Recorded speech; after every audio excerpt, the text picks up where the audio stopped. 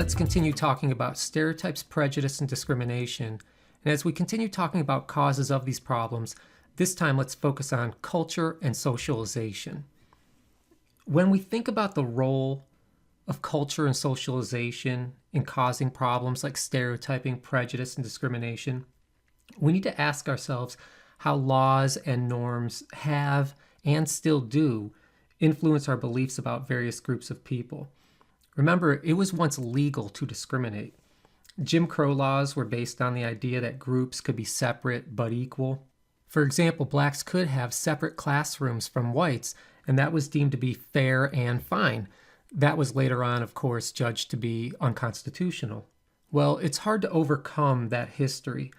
Via our culture and via socialization, we develop various beliefs about which groups are endorsed by our society and which other groups are punished by our society. And this changes over time. So let's talk about socialization. Socialization is the process of learning laws, rules, norms, and information that coincides with a culture or a group. The bottom line is that we learn about these cultural norms even though most of them are unspoken and unwritten. And what's interesting is that these norms that we learn about, they include stereotypes and they include prejudices that are acceptable. For example, in today's society, we learn that explicit expressions of racism are unacceptable, but by their disapproving reactions, parents often teach their kids quite clearly that interracial relations should be avoided. And by telling fat jokes and by making snarky comments about overweight people, parents teach their kids which prejudices are acceptable in today's society. And as we learn these rules and these norms, we get a sense of how much each group is valued in today's society. It doesn't take long for most children to learn that whites are a somewhat privileged race compared to others, and that blacks have to overcome several additional hurdles. Some whites in our society, though, don't seem to see that. So where do we learn about stereotyping, prejudice, and discrimination? Well, we learn quite a bit from our parents, from our peers, from popular media, and by being immersed in one's culture. By being immersed within our culture, we're constantly exposed to subtle and not so subtle lessons of racism, sexism, ageism, etc. And furthermore, these biases are reinforced by social institutions, even though it's often unintended. For example, schools are no longer segregated by law, but they're still quite segregated simply based on where people choose to live. And as a result, black schools often receive less funding because funding is often linked to property taxes. Another example would be church segregation. Churches are still quite segregated. In fact, the Sunday church hour is often known as the most segregated hour in America. All right, let's switch gears just a little bit and talk about how culture and socialization influence gender stereotypes. Beginning at birth, we discriminate by sex, and we do that in a variety of different ways, things that I'm sure you're familiar with. Think about colors, pink or blue. Think about toys, guns and trucks, or dolls and tea sets. Think about the expectations that we have for boys and girls for the future. We want boys to grow up and be big and strong. We want girls to be pretty. We want the boys to find a job that's powerful and pays well.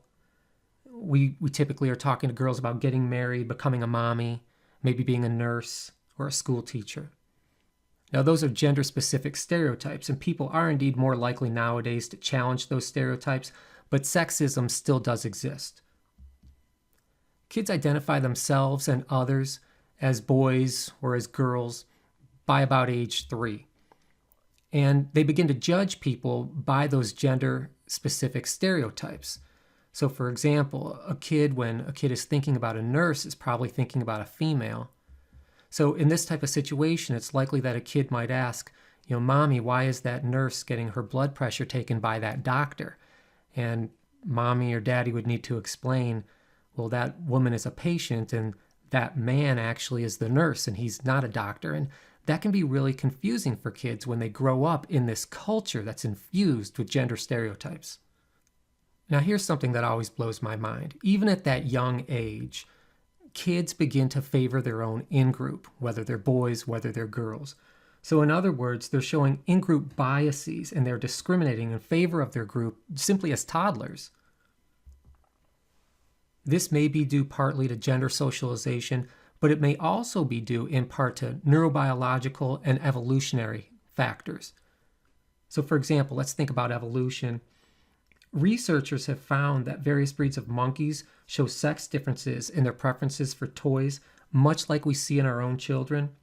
So male monkeys, like the one on the right, tend to be drawn to wheeled toys, like little trucks, little fire engines, little cars, much like little boys.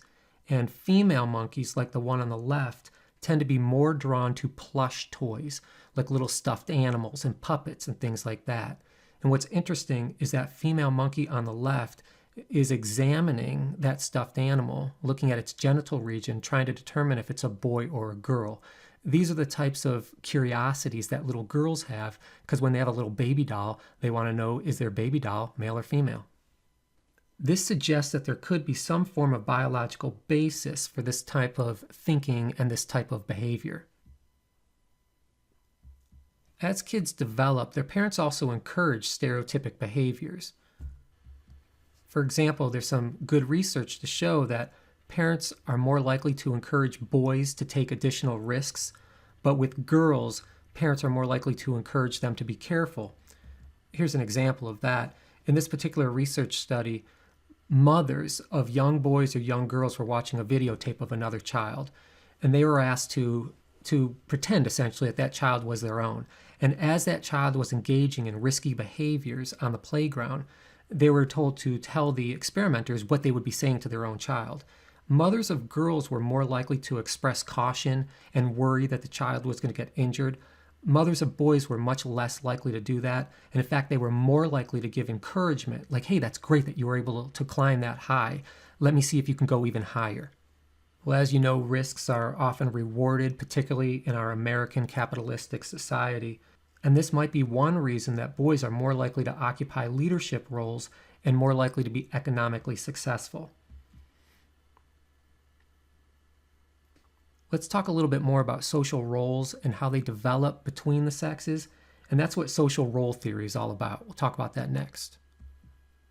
Social role theory is based on the idea that differences that exist between the sexes are real, but they tend to be magnified by the unequal social roles that men and women occupy in our society and by how those roles are valued. According to social role theory, social roles have developed over 3 primary steps. Let's talk about each one. The first is that biological and social factors throughout our history have led to a division of labor.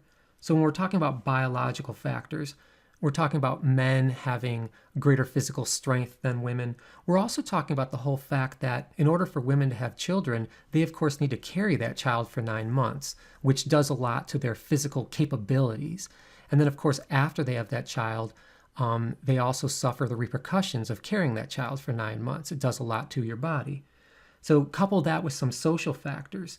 As women are pregnant, men to some extent have developed a role to provide for them as well.